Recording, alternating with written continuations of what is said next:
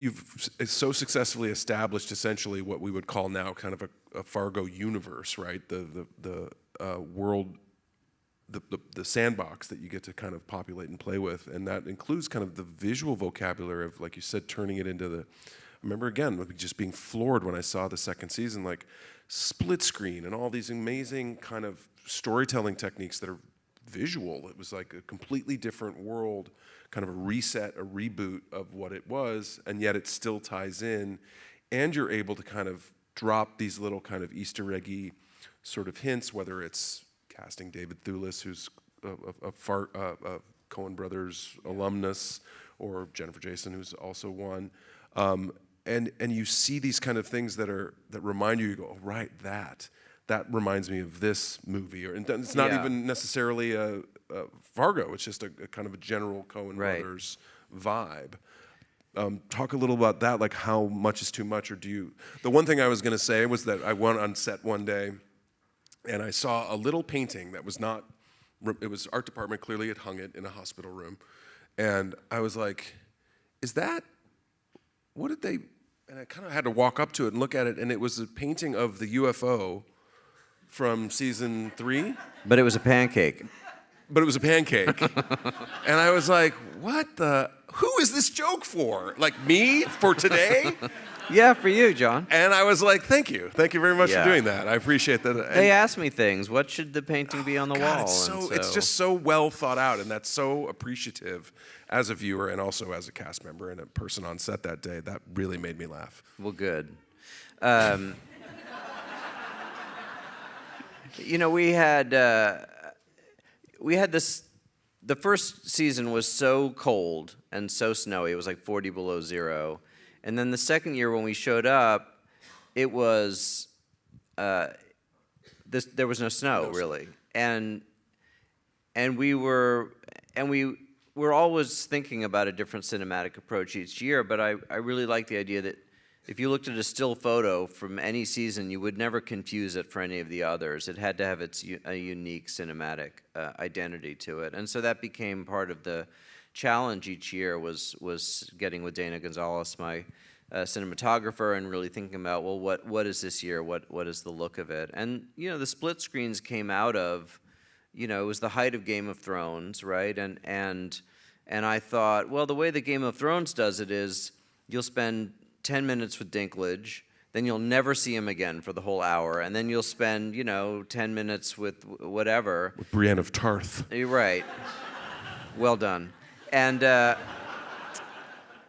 but what I like is the tension. We know all these pieces are on our collision course, so wouldn't it be interesting if we go from Jeffrey Donovan to Patrick Wilson, but we go through these other characters, or we're splitting the screen and seeing Patrick put his daughter to bed, but also see this guy loading his gun, right, or whatever it is, and yeah. And then the fourth year with Chris Rock, I was really looking at the Blue Note records. They have this very distinctive design where usually there's a photograph, but it's off to one side, and you have this big graphic in there. And so, what if we design these transitions to resemble that? Well, and I even thought this season when I watched a lot of it back, and I knew when we were shooting it, I'm like, this is an impossibly wide shot.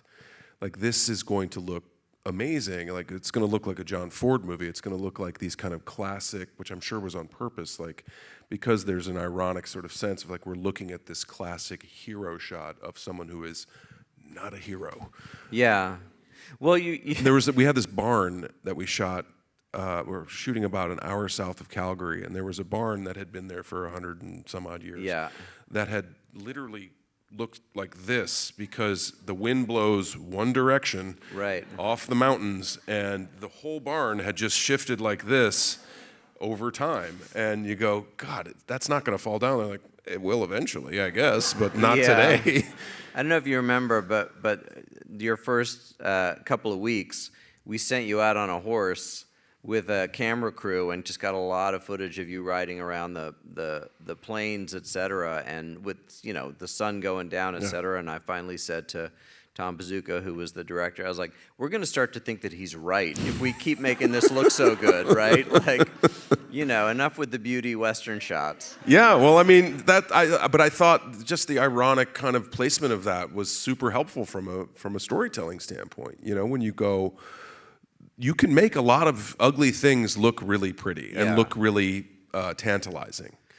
Well, to the degree that the show is always an exploration of America and what it means to be an American, we want to look at the myths of America, and the cowboy is the most enduring myth America has ever produced, and this romanticized idea of the one man who is the law.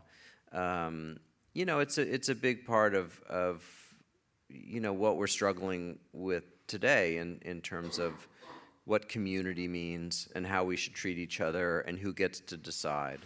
Well, and that was what was so honestly satisfying about how the show ends, which is welcoming this foreigner into your home and hearth and feeding them and treating them kindly, and that being kind of here endeth the lesson, Yeah, I was struggling like we all are of like, well, what's after this? Are we just going to Hatfield and McCoy this thing forever? Forever. And if not, then how do we get past it? And pancakes. Yeah, biscuits, pancakes, baked goods. They made a special Bisquick box, Fargo box. I did not know that. After the season, they did. Did it have my face on it? So no, I didn't know that. John's calling his lawyer. That's right after the... Note to self. Yeah. Call agent. I expected a Kia to show up full of Bisquick, but that didn't happen. Kia full of Bisquick could be the title of something. Yeah. Just briefly, I want to talk about your two novels, both of which I thought were fantastic as well. And if you haven't read them, please do. Before the Fall, After the Fall, Before the Fall. Before the Fall. After the Fall is. It's a Arthur Miller play. Yeah. Okay. He's good too. Also good. Read before first, then read after. That's what I would do. And in the middle, try reading The Fall or watching The Fall.